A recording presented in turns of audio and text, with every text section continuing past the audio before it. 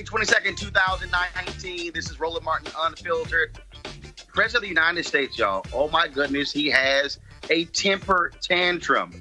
Oh, we cannot wait to talk about what Donald Trump did today. Speaking of losing their mind, remember Ralph Northam, the governor of Virginia, the blackface scandal? Now the university says they can't determine whether or not it's actually him on the pages. Really? We're going to buy that one? Yeah, we'll see.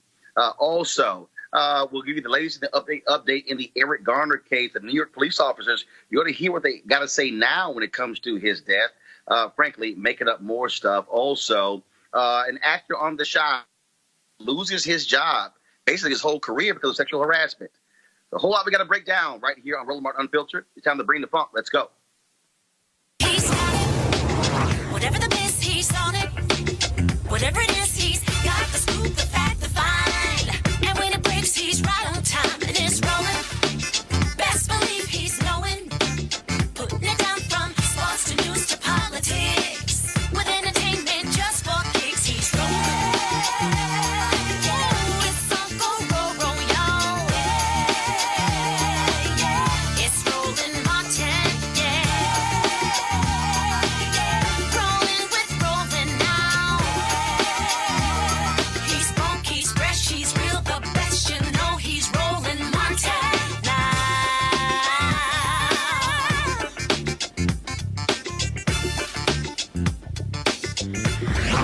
Martin.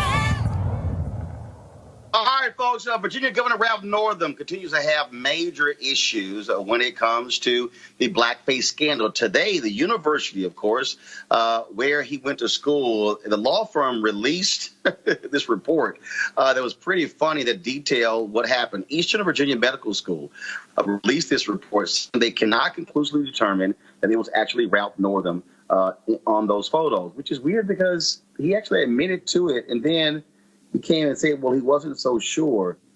So what the hell are we supposed to believe? All right. So here's some of the video from that news conference today, which was actually kind of weird.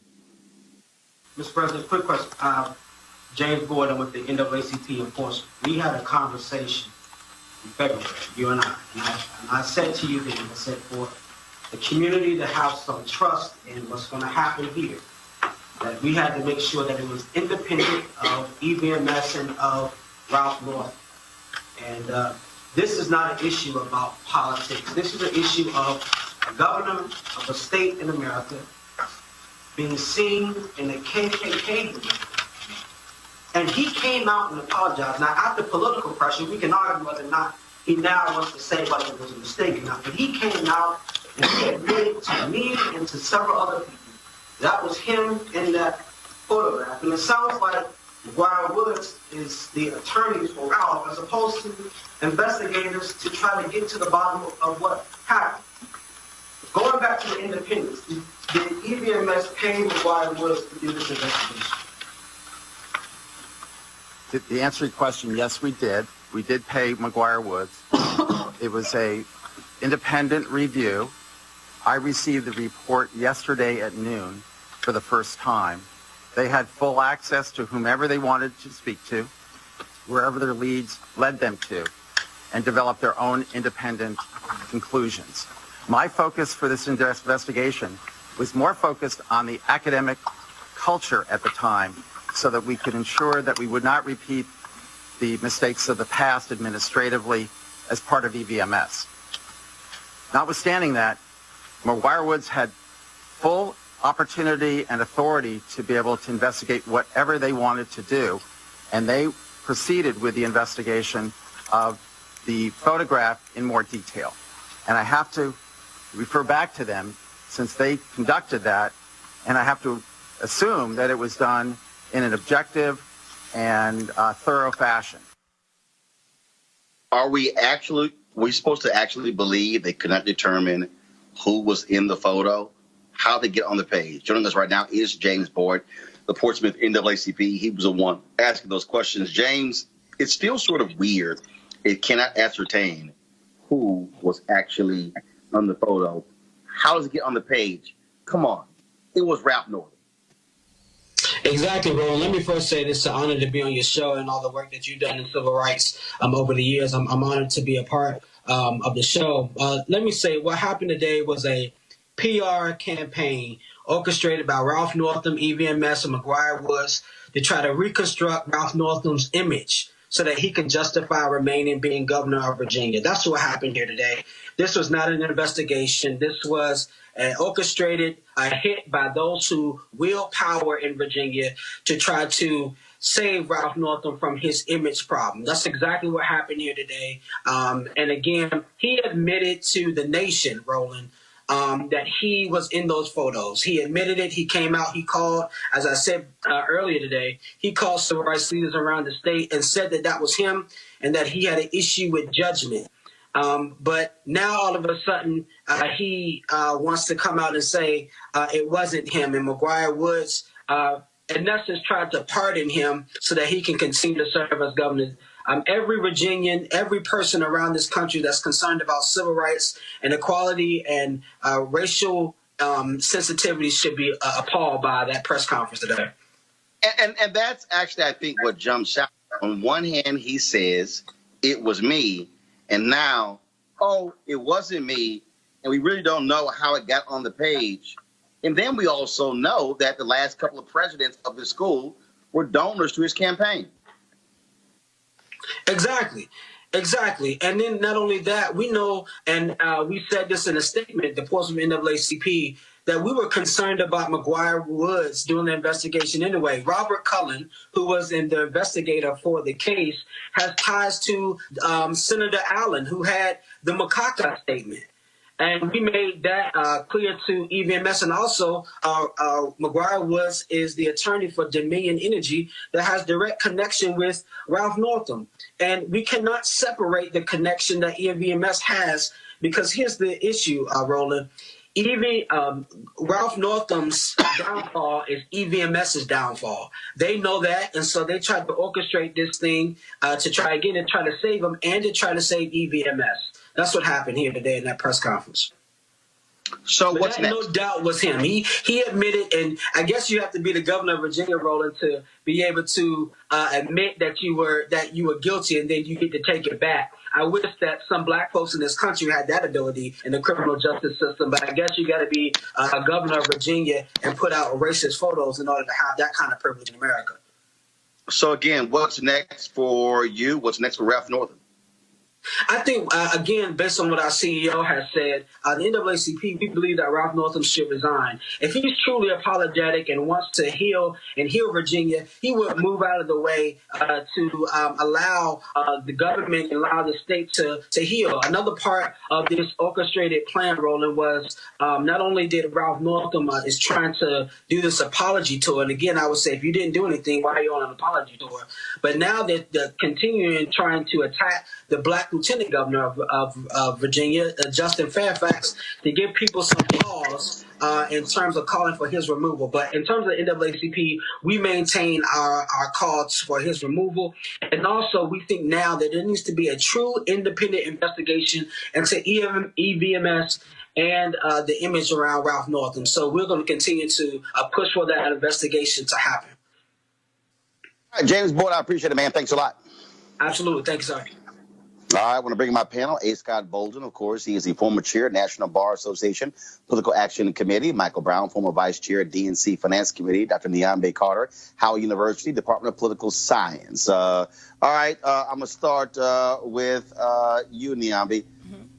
All right, Ralph Northam is not resigning. He did admit it was him. Now he says it's not him. What does this do for him? Frankly, I think what it does is it keeps showing that Virginia being a laughingstock. Well, for sure. I mean, he gets to hold on to his job in the meantime. I think that had always been his plan, which was to wait it out and see what was going to happen. I don't know who takes a picture of another person in blackface in a Ku Klux Klan uniform and puts it on their yearbook page for medical school for giggles. So I think this was his plan all along. He wanted to stay the governor, and he was going to stay the course. There's no crime here. It's distasteful. It's unethical, and I think it's a slap in the face of the people of Virginia that he represents. But this is what he planned to do all along. He had already said when this all came out, when he first apologized, that he had no intention of leaving that job. And I think this gives him enough deniability, if you will, to continue to say he can represent the people of of Virginia in a fair and even-handed manner. I don't think the people of Virginia believe that, but for sure, that's what he's suggesting by staying in that job. All right, Scott Bolden. Well, I don't think it changes the game at all. I'm not sure we even needed an investigation to determine whether the governor was in the photo or not. He said he did. He was, and then he denied it. And then he said, but I have worn blackface before, and I've done all these other things. And so I'm not sure that should be the subject of an investigation. The inconclusiveness doesn't change anything. If you ask me whether the governor is a racist and whether he's been in blackface and made fun of black people and offended them and been oppressive of them in his younger days, the answer is yes. I don't think that's going to change anything with the voters of Virginia, Republicans or Democrats. And then lastly, this doesn't change anything in regard to him being a deeply wounded governor. He can move around the state, I guess. He can go through the motions of being governor and do what he's supposed to do. But the reality is he's deeply wounded politically. You only have one term in Virginia, and then you move on. So it's not like this is a re-election issue. And so I think he's part of the walking, wounded, politically dead. And we just need to get him out of office either by term, if you will. And it does say that he will finish the term. Mike Brown. Roland, not much to add. I think I have to co-sign with what the doctor said, what Scott said. He should have been gone a long time ago. Clearly, the needle has not moved. It's not going to move. And as Scott just mentioned, even if this, let's say it's not his picture, he still said he did it about Michael Jackson. So, right. I mean, I don't even know where we go, what the whole point of this was. He should resign and move on. Well, Michael, I think what they were really trying to do was say that the medical school, they didn't want this to go on at the medical school, and how could this go on at the medical school in the 80s? And so that's where they tried to focus their attention. They actually interviewed a lot of people, but none of them could say conclusively. The only one that said conclusively it was him was the governor, and then he backed away. So we got our answer. We just, his supporters just don't like that answer. Exactly. All right, folks, let's talk about Eric Garner case. The trial, the hearing of the officer who killed Eric Garner, Daniel Pantaleo, continues, and testimony has been quite interesting. His partner, police officer Justin DeVico, admitted to falsifying the police report to exaggerate Garner's crime. Now, Garner would have had to have had 10,000 cigarettes for it to be accurate. He actually only had 5 packs. The trial resumes June 5th. And I got to tell you, Scott, I mean, what we're seeing here, lying police officers, making stuff up. Pantaleo said that he actually saved Garner's life by him not falling through a plate glass window. What is exposing, I think what this disciplinary hearing is exposing, is the facade of police officers holding each other accountable and how they will lie if necessary.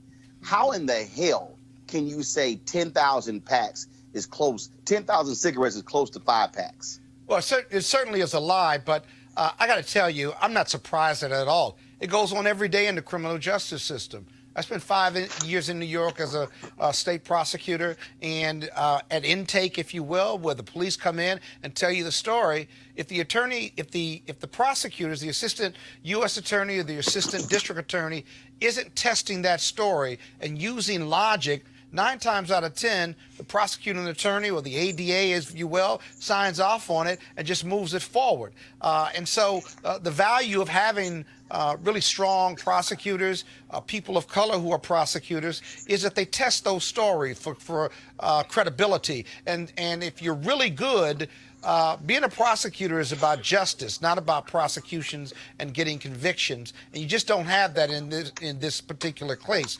But what's really unusual is that you have sworn testimony now from a fellow police officer. I don't know whether he had a deal or not, or whether he's trying to save himself or not, but whatever the dynamic is, he admitted that he lied because he thought that the 10,000 cigarettes would mean that they had greater latitude in how they were trying to restrain him. To have a more serious crime meant perhaps that we had to have the chokehold because he was resisting more because he had 10,000 cigarettes on him as opposed to just 5 packs. That's the dynamic you're working with. It's awful, but unfortunately, in this country, in our criminal justice system, it goes on every day. And there's no way to unpack that, if you will, because of that thin blue line where they support one another and nobody was there on the scene but them. And so they create the narrative, they defend it, and very oftentimes people go to jail because of that false narrative. The way to do it, Dr. Carter, is that if an officer lies on a report, they're fired. Absolutely, but I think oftentimes we see that police departments, fellow police officers, are willing to pay the civil penalties for lying police officers and the things that they do. Whether he had 1,000 cigarettes, 100, or 10,000, that man should not be dead today for that offense or any other, really. I mean, what they did, that lie, just sort of furthers the narrative that Eric Garner was somehow dangerous, that Officer Pantaleo and the others were in danger when they were not. And it allows them to continue to harass the citizens of New York, right? Harass the passerbys and others who took video of this illegal search and then this now illegal use of chokehold that led to this man's death. I mean, I think for me, we all agree that this does not help anyone. These kinds of crimes that police officers commit erode public trust, erode public faith, and they are hurtful and detrimental to those who get caught up in the legal system as a result of these lying actions or who are dead because of their actions. Right. But the fact of the matter is there is sort of no political will in these departments to really take on this poor culture. I mean, all the shows that we get, the officers who get arrested from time to time, even this trial, I mean, I think it's all political theater, and it's really not going to amount to anything unless we're talking about the things you're talking about, Roland, which are real reforms in the police system, in the way we do policing, and the ways that we don't reward officers who actually do harm the public. Mike, again, what we're facing here is we have to confront the reality where our cops are consistently lying. They will make things up. They will cover for each other. And that's what this is exposing. And frankly, that officer who is admitting he lied should also be disciplined. And again, I believe that if cops lie on police reports and make things up, they should lose their jobs. And keep in mind, I think supposedly Mr. Gardner knew one of the officers. Mm-hmm. So you can't even use, I had a relationship with him, everything should have been fine. It wasn't like that. That's why we don't see this happening in the white community. We don't see white men walking down the street getting tackled by cops unless clearly he or she was the aggressor. Mr. Gardner was not an aggressor. And even then you don't. And even then you don't. Mr. Gardner clearly was not. Shooters get counted. But what we've talked about before, Roland, I know Scott and I have talked about it, until you change the standard of what's held for a police officer in a courtroom, these particular things are going to continue to happen because all they have to do is say they were in danger and they've met the standard. Yeah, Mike, until that standard changes, we're going to continue to see this. And you know, Michael, the other thing that we ought to be talking about is why politicians, elected officials are so afraid to hold the police lobby, state by state, jurisdiction by jurisdiction, accountable for these actions. They are terribly afraid of the police lobby because the police lobby is charged with protecting and serving our community. It really is. And until and the police lobby holds elected officials hostage, right? Because if they don't get the endorsement, or if they do a work slowdown where people are not protected in their communities, there's always that underlying or outright threat that, well, if you handcuff me and you don't let me do my job and deal with the bad guys, then I'll just stop dealing with the bad guys altogether. And it's that constant threat and that danger, political danger in the minds of elected officials that really means that they're not going to hold the police accountable. They're going to allow the police to do their business the way they want to do their business out of pure fear, not just political, but community fear. We got to figure out a way to get behind that and eliminate that too. The real deal is this. You're absolutely right when it comes to endorsements, but here's the other real deal. White voters believe cops. Exactly. And if white voters say, oh, this candidate got the police department endorsement and got the police union endorsement and got the firefighters union endorsement, then we're going to go with them. That's why for all of these years, Michael, and you know this, Democrats have always had to play, I got to be tough on crime. Right. Because the Republicans always said they were soft on the crime, and it was Republican candidates who always would get the endorsements of of the unions. And that's, you see Donald Trump doing it as well. That's the game here. And it makes no sense, even when district attorneys are involved, how DAs appeal to the endorsements of the unions when they're the ones who are going to be deciding whether or not a cop can actually be tried or indicted, and that makes no sense. And that's why the whole criminal justice reform conversation, and yes, the First Step Act was very important. Yes, I know it was the first step. I get it. But let's see how hard they fight on sentencing reform. Because until you do that, you do not have full criminal justice reform. And let's see how Attorney General Barr handles that. He won't even look at sentencing reform, I guarantee you. Neither will 45. So yes, First Step Act was important, but until you deal with sentencing reform, criminal justice reform has not occurred. But the bottom line is here, the First Step Act only applies to the federal level, where you have a little more than 200,000 people in prison, Dr. Carter. You have 2 million people who are in state prison. More people are impacted by what is happening on the state and the local level, not the federal level. And so we can tout the First Step Act all day, but more people are going to be impacted on state levels.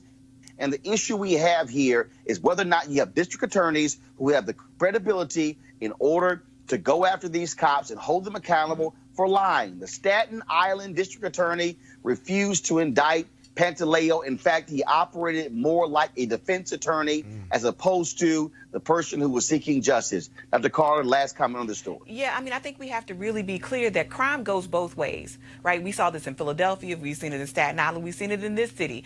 Officers lie, officers abuse their power, officers commit crimes all the time. And so we have to acknowledge that police officers' words are not law. And I think Scott was exactly right. We have to question the statements that they're making. Just because the person says it doesn't make it so. I mean, we had a case here where a young man found himself back in prison, right, for a parole violation over a charge that should never have happened in the first place. It was thrown out. But because he had contact with this officer, he's in violation of his release. And these are the kinds of things that are really egregious. This is the stuff that we really need to look at and acknowledge that this system and this fetishization of police officers and the truth of that badge are all up for questioning, right? When we're talking about justice and seeking the truth.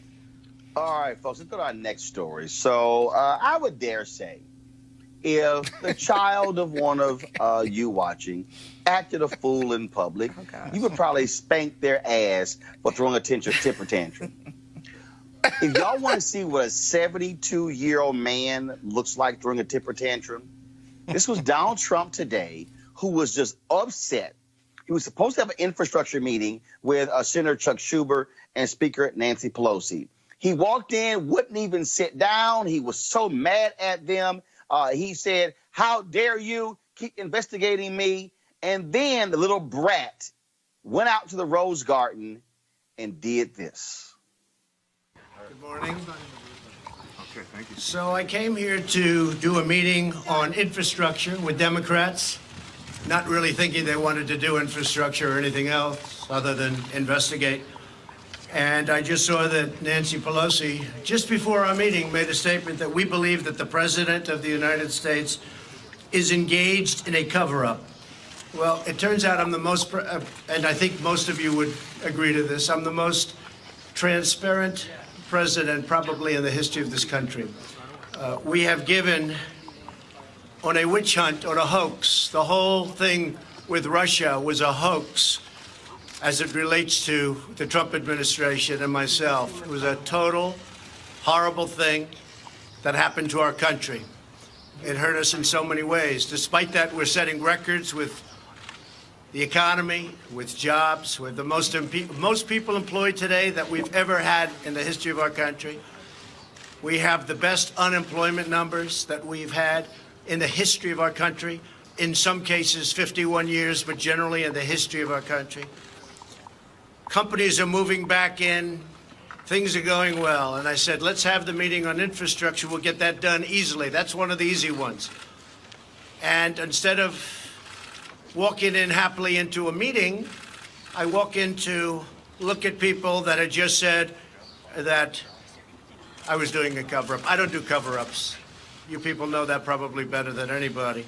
So this is very sad, because this meeting was set up a number of days ago at 11 o'clock. All of a sudden, I hear last night they're going to have a meeting right before this meeting to talk about the I word. The I word. Can you imagine? I don't speak to Russians about campaigns. When I went to Wisconsin and Michigan and Pennsylvania, I don't say, oh, let's call Russia. Maybe they can. It's a hoax. The greatest hoax in history. I respect the courts. I respect Congress. I respect right here where we're standing. But what they've done is abuse. This is investigation number 4 and the same thing. Probably 5. And it really started, I think, pretty much from the time we came down the escalator in Trump Tower. So I say to you that we're going to get everything done. We're doing a lot without them. Let them play their games. We're going to go down one track at a time. Let them finish up, and we'll be all set. How dare they investigate me? This number 4. Okay, this is not fair. This is not fair. I'm the most transparent president ever. Lying. Absolute liar. I mean, how many Benghazi hearings did we have during the Obama administration? Right.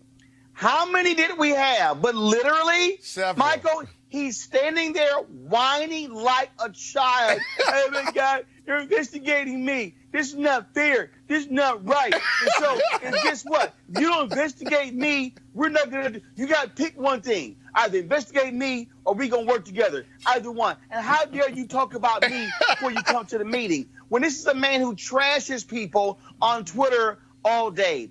Trashes his own people. Oh, I'm transparent. Oh, then I love this here. I respect Congress. But you're ignoring the subpoenas. Mnuchin is supposed to turn over your tax returns. You told him, don't do it. This man is the biggest lying sack of you-know-what to sit in the Oval Office. Yeah, it's unfortunate because he also campaigned on telling us how strong he was and how he's a deal maker. Speaker Pelosi has just been running game on him. She's punking him almost every day. She punked him today. And she's going to continue to do that because he can't take it. When you have thin skin, you can throw it all, you can be the big bully all you want to, but when somebody hits back, because that's what they always say, that he's a counterpuncher. But when he starts talking about people and people punch back at him, that's what he can't take. Right. That's pretty obvious, too, Roland. You know, these are mutually exclusive issues, and I think Michael's right. She punked him today. Right before 11 o'clock, she said he's engaged in a cover-up. Well, they're ignoring subpoenas. They won't turn over the tax returns. They're telling their people not to show up. They have to go to court to get the court to order his tax records turned over by his tax preparers. They've lost that. They'll probably appeal that. But he's being transparent in his view of the world, and it just simply doesn't make any sense. So now, what does infrastructure meeting and going through with it and having a substantive discussion on it, if you are a sophisticated individual, versus what they said before at 10:30 on a completely different topic? You may not have liked it, but you know what? You could get a great deal in infrastructure, maybe in working with the Dems, which would be great for this country. We need infrastructure improvement and reformation in an amazing way. You could have done that meeting and then said whatever you wanted to say about the whole cover-up piece. But newsflash, stop acting like you're covering up. Stop acting like you're guilty, and you could move the country forward. Oh, but you know what? I'm sorry. It's about Donald Trump. It's not about the country. I keep getting that wrong. It is really about Donald Trump with Donald Trump and not about this country. But when you run the country like it's your own personal reality TV program, this is what you're going to get. Exactly. I mean, the fact of the matter is people are going to say things about you all the time. I mean, that's what happens when you're in the top seat. And you can't be bothered by everything that's said. And really, investigation is a huge part of what Congress is supposed to be doing as its job. It's their job. It has oversight functions. He doesn't have to like it, but he should respect it. But we're talking about Donald Trump. The man doesn't understand governance. He doesn't want to govern. And look, there's nothing that looks like the truth anywhere around this man's heart. He has a very dim dim view of facts. He's demonstrated over and over again. He likes to lie. If he can't lie, he'll try to cajole. If he can't cajole, he'll bully. So there's nothing that he won't do to push a story that there's nothing to see here. But I agree with Scott. I mean, there's clearly something to see because he doesn't want us to see anything. Not business relationships. Well, right. I mean, how many times did he have to amend his forms talking about his conflict of interest, right? Because he doesn't want us to actually know anything about him, not his finances, not much money he's lost, how many bankruptcies he's had. He doesn't want us to know any of that. But here's the deal. Every president, there have been investigations. Absolutely. Reagan, George H.W. Bush, George Bush, Bill Clinton, you go down the line, have investigations. They still dealt with Congress. No, this guy is such a child, such a petulant child, is I'm taking my ball and go home. So you're not investigating me, so that's not right. So I don't like this. This is unfair. This is just unfair. You shouldn't be doing this. And I'm like, he is a 72-year-old big-ass baby. This is the most whiny. He is the whiner in chief. But this is what happens when you think you're the king and not the president. Right? And Right. I don't think he understands the distinction between the two. Or democracy. Absolutely not. That he's not a dictator. He's a dictator. He's a wannabe dictator in a democracy. But Roland, here's the other thing, right? If he's so innocent, if he's so put upon, then why does he keep driving the narrative that he is covering something up? You know, innocent people just cooperate. Mute, go on in there and talk to him, right? Turn over my records. Show him everything. We've done nothing wrong. I haven't had any knowledge of us doing anything wrong. And just cooperate. You could cut an investigation in half, 3/4. You could get all of this behind you quicker if you just cooperated. The only reason you don't cooperate is because you have something to hide. You know you've done something wrong or things haven't been done accurately, that there may be some criminal exposure or some civil exposure to you, because otherwise, inherent in cooperating is, have I done something wrong or not? But if I have, let's get it out there. Politicians, true politicians, good ones, get it out there and get out front. And he doesn't. He hunkers down. Oh, my God, I got to deal with this. If y'all thought Trump was one big ass baby Huey, what can we call Uncle Ben Carson? Oreo. Y'all, they had a hearing yesterday. Uncle Ben. Oh, he my was word. Let's first start with Massachusetts Congresswoman Ayanna Pressley. She got up. Thank you, Madam Chair. Secretary Carson and I have waited a long time for this moment. But the residents of my district, the 7th Congressional in Massachusetts, have been waiting far longer for your agency to do its job. Colleagues across the aisle earlier were critical of the passion and even the outrage that we've expressed on this side of the aisle. I make no apologies for that. This matter is very, very personal.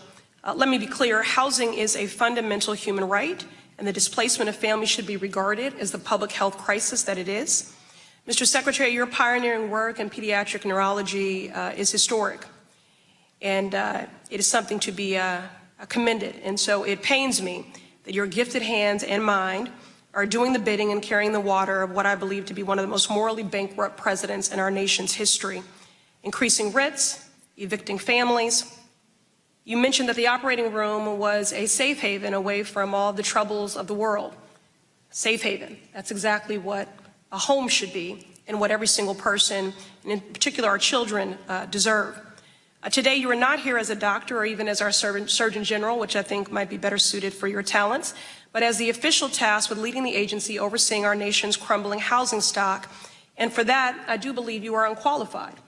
You said this was not a political matter, but it does seem that political views are being played out in the policies that are being rolled out every single day. When you imply that people are living in public housing either because of a desire to be self-sufficient, questioning a work ethic, when we are eliminating a stock but not increasing supply, people in the Massachusetts 7th Congressional District would have to work 84 hours to afford a decent one-bedroom at fair market rent. Doris Bunty, who's a former Massachusetts state representative in my district and was the first African-American woman to hold the position of head of BHA, the first public housing tenant to lead a public housing agency in a major city. She said being poor is not a character flaw. I agree. But again, given your medical background, perhaps you could weigh in on the health consequences of failing to invest in safe housing. Mr. Secretary, since I am short on time here, yes or no, is stable and safe housing a social determinant of health?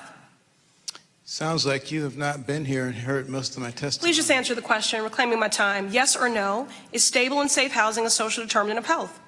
There is no question that housing is an important part of health. Yes or no?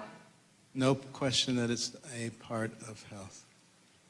It is well documented that health problems such as lead poisoning, asthma, and injuries from trips and falls, especially amongst our senior population, can be linked to substandard housing conditions. Combined, these conditions result in billions a year in healthcare costs. Many of those most at risk of developing these conditions reside in public and federally assisted housing. Yes or no? If left unaddressed, do you believe the substandard public housing conditions pose a risk to tenants' physical, mental, and emotional health? If left unaddressed.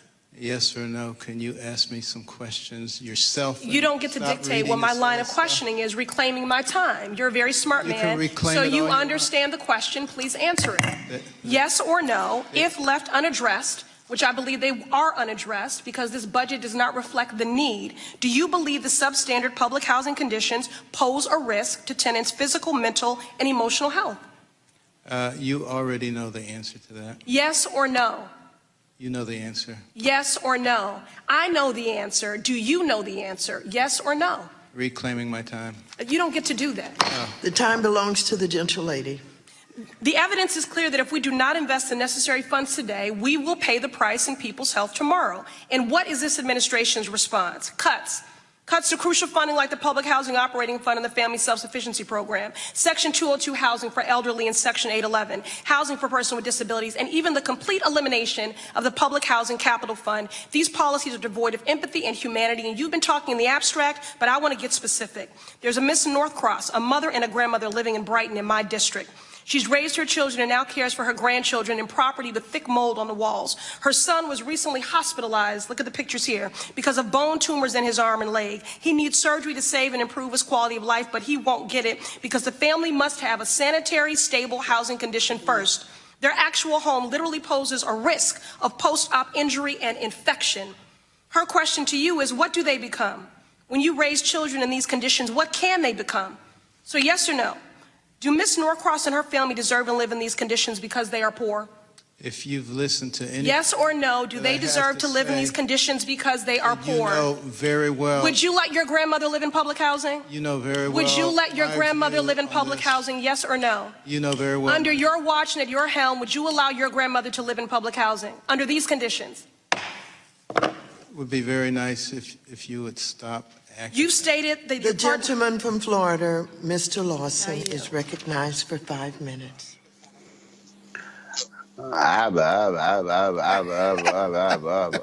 Okay, now he was asked about REOs. Uh-oh. Not Oreos, REOs. I think it was Oreos. I'd also like you to get back to me, if you don't mind, to explain the disparity in REO rates. Do you know what an REO is? An Oreo? No, not an Oreo. An REO. REO. Real estate? What's the O stand for? Organization? Owned, real estate owned. That's what happens when a property goes to foreclosure. We call it an REO. And FHA loans have much higher REOs. That is, they go to foreclosure rather than to loss mitigation or to non-foreclosure alternatives like short sales than comparable loans at the GSEs. So I'd like to know why we're having more foreclosures that end in people losing their homes with stains to their credit and disruption to their communities and their neighborhoods at FHA than we are at the GSEs. I would be extremely happy if you'd like to have you work with the people who do that. Well, Mr. Carson, respectfully, that was my day job before I came to Congress. So now it's my job to ask you to work with the people. I'm talking about the people at HUD who do that. I've spent a decade working with the people at HUD on this problem. So what I would like you to do is to take this back to FHA and to ask the folks at FHA Because since 2007, I have been writing about the problems in FHA's servicing. I am a huge fan of FHA. I am a believer in their mission, and I am a champion for them. Are you? Of course, I believe in the mission of FHA. Wow. No, we ain't done, y'all. You really don't like us very much. Here's Amway. Are you familiar with Amway and what it is? With who? Amway. Amway? Amway. Come on, Mr. Secretary. Now, I asked you this when you were here last year, and you asked me to be nice to you, and you turned to your staff, Amway, and you have an Amway director. And we wrote you a letter about it, and Amway, Office of Minority Women and Inclusion. Do you have an Amway director? Do you work with an Amway director? Well, of course, we have an office of Amway, not Amway. Amway. We have. Do you know who that person is? We have. Do you know who that person is? I cannot give you the name. Okay. Would you do me a favor? Would you find out, and would you send me a note back so we don't ever have to repeat this again? We can send you a note on that. Okay. Thank you.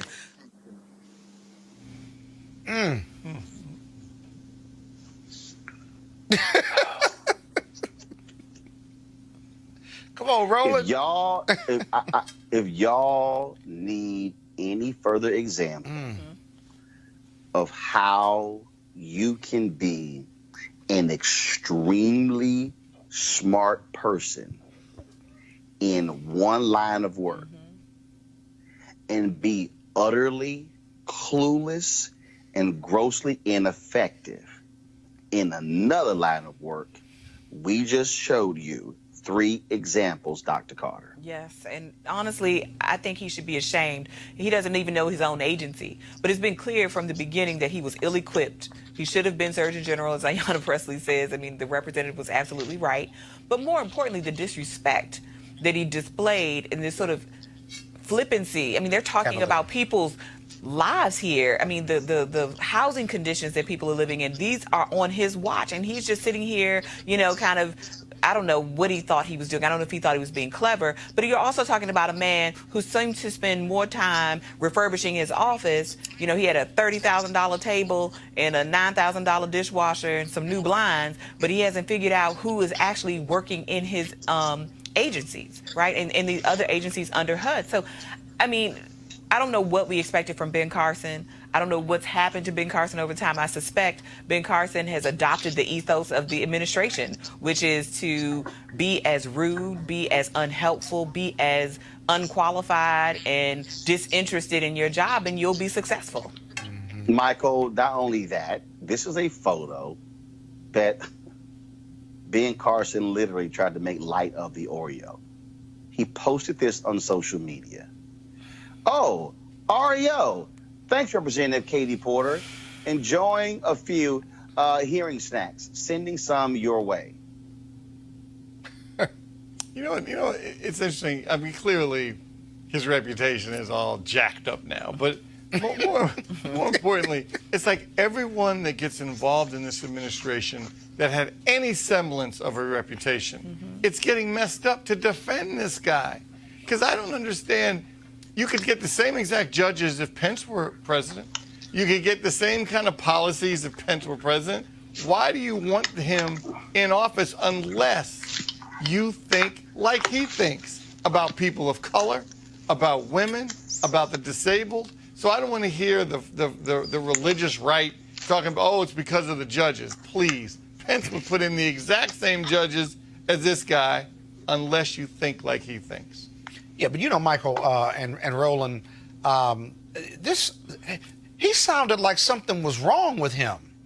Either that he just didn't care, he wanted to be offensive, he wanted to take light of these questions, these very serious questions about residents in public housing, or he was just completely uninformed. But the worst sin of all for this, I think, is the fact that he has an opportunity to be prepared, to get smart, to get better. If you are super smart as a surgeon, but you have to care about that. And he was as laissez-faire, he was as cavalier about this, like this really didn't matter, especially in talking to the women who were elected officials in Congress. But he sounded also like something was wrong with him. But if nothing was wrong with him, then he didn't know his own agency. He didn't know anything about HUD and what was going on, and that's downright offensive and dangerous. What's wrong with him? He is grossly unqualified for the damn job. Yeah, but his speech That's too. what's wrong. His speech was impaired almost. I mean, he had low energy. There's something wrong with him, man. He was a low energy candidate as well. Remember? That's when you know. I don't know what the hell I'm talking about. Right. Yeah. Okay, so let me give you the audio version of what was happening in the head of Ben Carson as he's being asked questions. Here we go. He was like, what the hell did I take this job for? I don't know what I'm doing. I am utterly clueless. Right. I don't know anything about housing other than the houses that I own. I don't know what she is asking me. Did she just say Oreo? Damn, I wouldn't mind having some Oreos and some milk right now. Oh, my goodness. Amway, you know what? I need to go buy me some washing powder and some dishwashing detergent. So let me call my Amway representatives. You know what? Let me go ahead and reclaim my time, because I sure wish I didn't take this job, because Donald Trump would make me look like a dumbass sitting here talking about housing. I don't know jack about housing. But this is, you know what? Is there anybody's brain I can go operate on? In fact, is it possible that I can operate on my own brain right now, so I can place some of these critical facts inside my own brain, so I don't look like a damn fool in the middle of this hearing? That was what he was thinking as he was answering questions. Yeah, but Roland, look historically at these presentations by cabinet members. You know, usually they have briefing books. Scott, this is the dumbest administration we've had. No, these are purposely dumb people. No, but Bill Barr. I agree with you. I'm trying to make a point. He wasn't even trying to be smart. Betsy DeVos, like I said, if you look at the rules, you have a grifter in chief, a whiner in chief, right, a man who does not read, who purposely chose people who have no business in any of these jobs. But they How accept it. any Republican could defend the level of incompetence that we are seeing is beyond me. And I'm telling y'all right now, when Donald Trump loses next year, no Republican who stood by and defended this will be able to criticize anybody because they stood silent and defended some of the most clueless, dumbest, incompetent cabinet members in American history. And they don't want to be smart. They don't want to prepare. That's worse than just being dumb, Roland. Right. Because you They could don't get care. smarter if you gave a damn. They don't give a damn. They don't. And it was I'm sorry, go ahead. No, but I mean, I agree with you absolutely. Like you said, you didn't have a staffer, you didn't have any briefings, you didn't have anything there. You don't even have an organizational flow chart of what is what in your organization. But more than that, it's their responsibility to actually decline positions that they know they're not qualified for. Ben Carson had every opportunity to say, you know what? I can't do this. So this isn't even Donald Trump's fault at this point. This is his fault. Right. He's the one that actually had a All right, career y'all, and a reputation. Yeah. Speaking of dumb, I got to talk about actor Jason Mitchell. Of course, he's in the television show The Shot on Showtime. He was in Straight Outta Compton. He played the Easy E character. Man, talk about nuts. It's been reported that 3 of his co-stars have complained about his behavior, but none of the people involved are commenting. Y'all, let me tell you how bad this is. He's gotten dropped from The Shot. He's gotten dropped from a Netflix film, Desperados. He was fired by his management company and fired by his agent. Now, in this age of sexual harassment, I don't know what he's been reading about Me Too, but look, this is a brother who was on the rise. I mean, doing well. All that's good. When your agent, your management company, fire you, when you lose The Shot and you lose the movie, everything that he had now gone because of his behavior on set. I don't know when these fools. First of all, he black. Does he think you think he's a Mel Gibson? Well, if he's doing it to black women, he may be. Is that what it was? He ain't Mel Gibson. Well, but I think that, and I'm a fan of Jason Mitchell, actually, and The Chi. It's a show that I actually watch quite a bit. But I think he might have thought that, harassing his black female co-star wouldn't necessarily result in the same level of penalty. But apparently this must have gotten out of hand. And I think, at least initially, before all of these allegations came to light, that they had released her to pursue his co-star on The Chi, to pursue other opportunities, and were going to retain him. So even in that moment, he didn't necessarily face a consequence. I assume it was a cascading effect, and there were multiple allegations across from The Chi to the Netflix project that he's also associated with, and it just became untenable. Now, it's still been very light on the details about what happened, but they just said harassment to the point that his female co-star felt unsafe in shooting sex scenes with him and wanted her fiance on set, which is pretty egregious when you think about filming a sex scene on a show where there are lighting people and sound people and camera people and directors. So she still felt that unsafe. Who knows if anything else is going to come out about this, but I think you're right. I mean, this is sort of one of those moments where people have to realize what moment we are in. What does he say? Scott, let me help you out, Scott. Yeah. It's different when you get fired from a show, but when your agent and your management company drop you, yeah, that's pretty rough. This was called major. Yeah, and he's a rising star too. The question I had is, he's a rising star, but what has he said publicly about any of this? Nothing. Do you might know? Nothing. Okay. Nothing. Well, obviously, this may be the best thing that ever happened to him, though, and maybe he can come back. But that's a lot of losing in 1 week. Okay, Scott. Yeah. It ain't the best thing to happen when you use a TV show, you lose the TV show, you lose the movie, your agent and your management company. No, this is one of those where, Mike, where you announced you were going into rehab, you got a major substance abuse problem. Okay. And maybe you got CTE, you lost your damn mind. But look, we're in a world now. I'm telling you, all these dudes out here, you can't be acting a fool on the jobs and think you're gonna keep as business as usual. That jig is up. And all you have to do is watch the news, and you see that every day. So I don't know why you would think, except that, obviously, whether you're an athlete, a star, a politician, whatever, and you think you're above the law, you're above penalty, people aren't going to tattletale, people aren't going to say anything. In this new day and age, in the Me Too movement, it's just not true. Yeah. And you have to respect women, respect people, respect their space, and if you don't do that, there can be consequences. And act like it. Yep.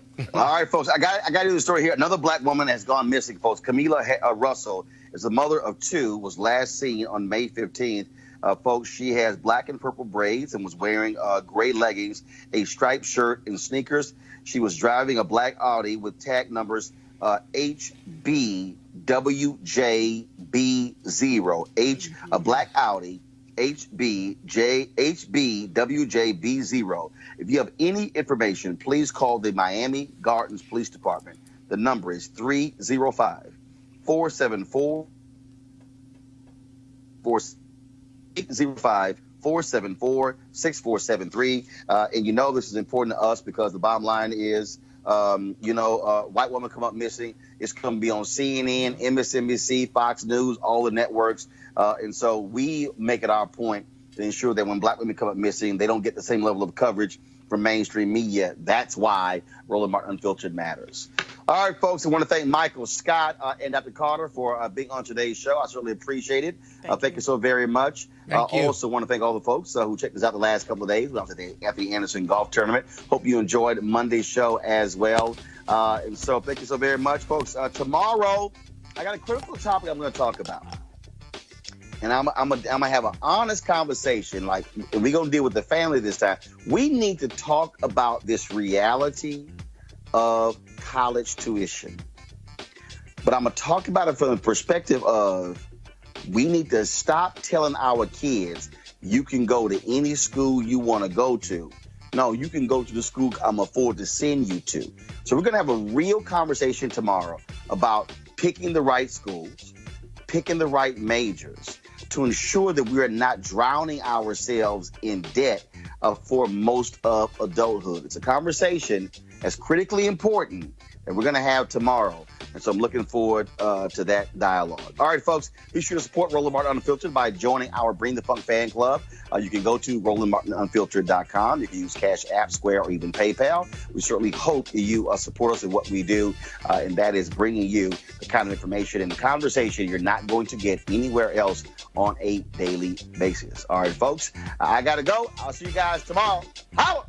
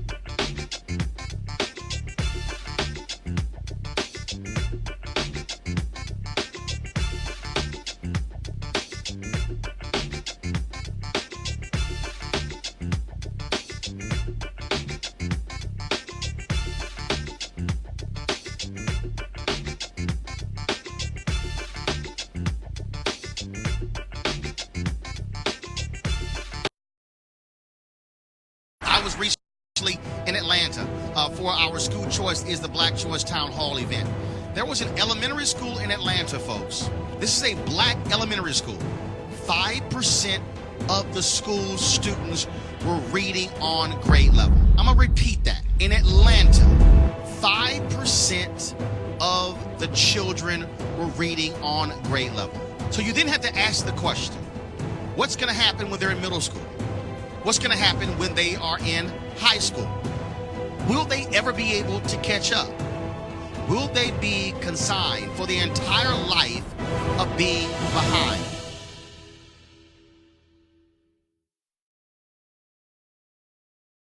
You want to check out Roland Martin Unfiltered?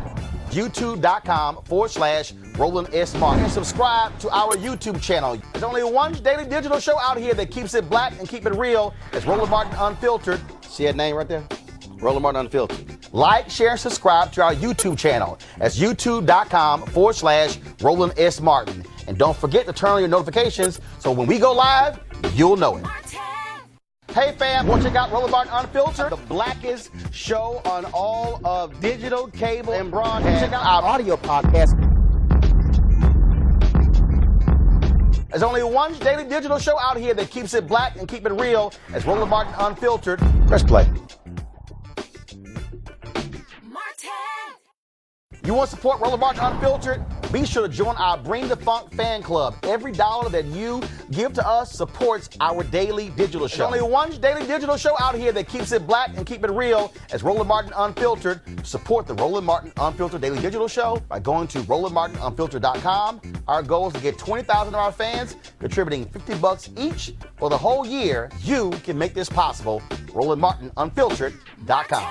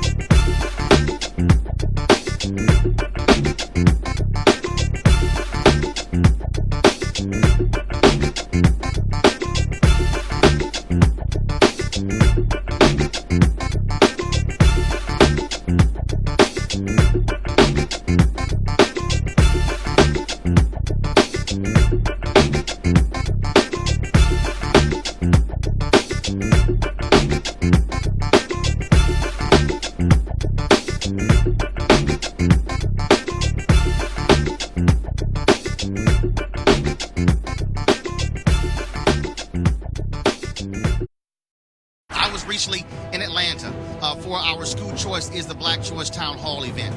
There was an elementary school in Atlanta, folks. This is a black elementary school. 5% of the school's students were reading on grade level. I'm gonna repeat that. In Atlanta, 5% of the children were reading on grade level. So you then have to ask the question, what's gonna happen when they're in middle school? What's gonna happen when they are in high school? Will they ever be able to catch up? Will they be consigned for the entire life of being behind?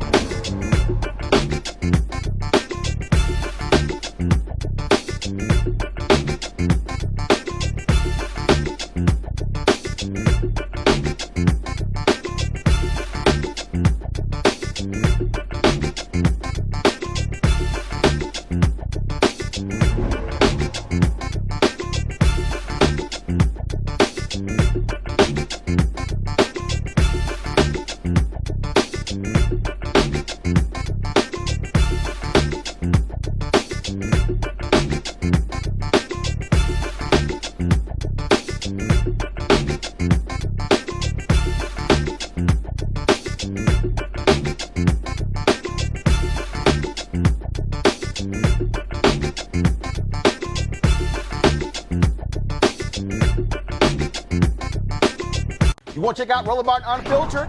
YouTube.com/Roland S. Martin. And subscribe to our YouTube channel. There's only one daily digital show out here that keeps it black and keep it real. It's Roland Martin Unfiltered. See that name right there? Roland Martin Unfiltered. Like, share, and subscribe to our YouTube channel. That's YouTube.com/Roland S. Martin. And don't forget to turn on your notifications so when we go live, you'll know it. You want to support Roland Martin Unfiltered? Be sure to join our Bring the Funk fan club. Every dollar that you give to us supports our daily digital show. There's only one daily digital show out here that keeps it black and keep it real. It's Roland Martin Unfiltered. Support the Roland Martin Unfiltered daily digital show by going to RolandMartinUnfiltered.com. Our goal is to get 20,000 of our fans contributing $50 each for the whole year. You can make this possible. RolandMartinUnfiltered.com. Hey fam, want to check out Roland Martin Unfiltered? The blackest show on all of digital, cable, and broadcast. Check out our audio podcast. There's only one daily digital show out here that keeps it black and keep it real. It's Roland Martin Unfiltered. Press play.